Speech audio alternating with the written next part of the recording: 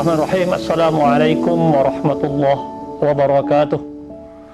Alhamdulillah, salatu wassalamu ala habibina Rasulillah Muhammad ibni Abdillah wa ala alihi wa sahbihi wa man wala. Jamaah IKADI yang dirahmati Allah, sering kita mendengar tentang hadis-hadis berkaitan dengan fitnah akhir zaman. Dalam kesempatan yang baik ini, mari kita pahami hadis-hadis Rasulullah SAW terkait fitnah akhir zaman. Fitnah memang berarti ujian, tetapi yang kaitannya dengan hadis-hadis akhir zaman, fitnah yang dimaksud di sini adalah bagaimana sikap orang, manusia terhadap ujian yang dia hadapi, yang terjadi di akhir zaman, yang disebut dengan juga istilah tanabbu'at, prediksi Rasulullah SAW tentang akhir zaman. Jamaah sekali yang dirahmati Allah, umpamanya sering kita mendengar nanti di akhir zaman akan terjadi demikian, di akhir zaman akan seperti ini. Sayati ala nasi zaman, akan datang pada manusia satu zaman, satu waktu. Umpamanya manusia ini akan berebut harta, majelis-majelisnya isinya, walaupun di masjid isinya tentang dunia, tentang harta. Apakah selalu maksudnya negatif atau seperti apa? Ini coba kita pahami dalam kesempatan yang singkat ini. Tidak semua jamaah IKADI rahimakumullah, hadis-hadis tentang akhir zaman itu selalu bermakna berkonotasi negatif, bermakna dzam, celaan, ya. Tetapi ada juga yang ada madah. Jadi kita harus seimbang, harus proporsional. Jadi di akhir zaman akan ada orang berebut harta, dunia dan seterusnya. Tetapi ada juga dipuji. Ada imam yang adil, pemimpin yang adil akan membagi harta ini tidak dihitung-hitung lagi.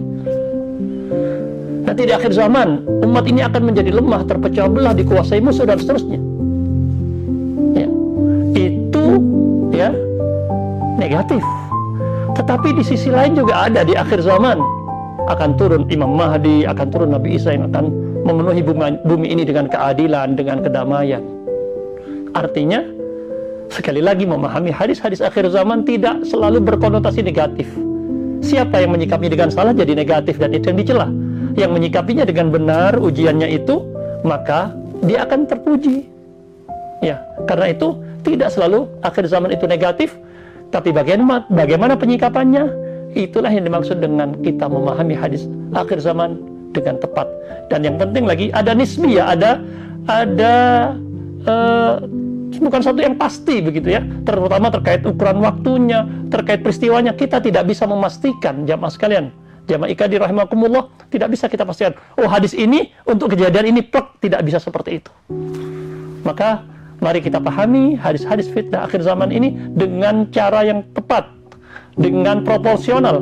Ada pujian ketika disikapi dengan tepat ujian itu, ada celaan ketika kita salah menghadapi ujian tersebut. Dan ini sesungguhnya bukan hanya berlaku di kita di akhir zaman mendekati kiamat. Rasulullah SAW juga sudah mengatakan akhir zaman itu sejak beliau diutus, bu'itsu ana wasa'atu kahataini, saya diutus jarak antara saya dengan akhirat, dengan kiamat sudah sangat dekat. Artinya ujian itu ada dari dulu, tetapi penyikapan yang kadang berlebihan di akhir zaman itu yang kemudian dicela, dan penyikapan yang memang benar dan tepat itu juga yang dipuji dan ikut ada secara seimbang. Maka tidak selalu berkonotasi negatif ketika kita mendengar hadis-hadis fitnah akhir zaman itu. Bahkan di sana juga ada ya suatu yang positif yang membangkitkan semangat kita bahwa walaupun besok kiamat terjadi, tetaplah kita bersemangat. Jangan diartikan negatif, jangan kemudian membuat kita pesimistis, tetapi yakinlah bahwa di sana ada kebaikan-kebaikan jika kita menyikapinya dengan benar, menyikapinya dengan istiqamah, dengan petunjuk Al-Quran dan Sunnah, kemudian tidak pernah kita putus asa terhadap rahmat Allah Subhanahu wa ta'ala. In qamatis sa'ah, walaupun tahu besok akan terjadi kiamat, wa biyadi ahadikum fasilah, di tangan kita sedang ada bibit yang ingin kita tanam, fagris, saya tanam, akan jadi kemanfaatan, tetap akan jadi sedekah buat kita. Maka karena itu, jamaah IKADI rahimakumullah, jangan salah kita memahami hadis-hadis akhir zaman atau fitnah akhir zaman dalam arti selalu negatif.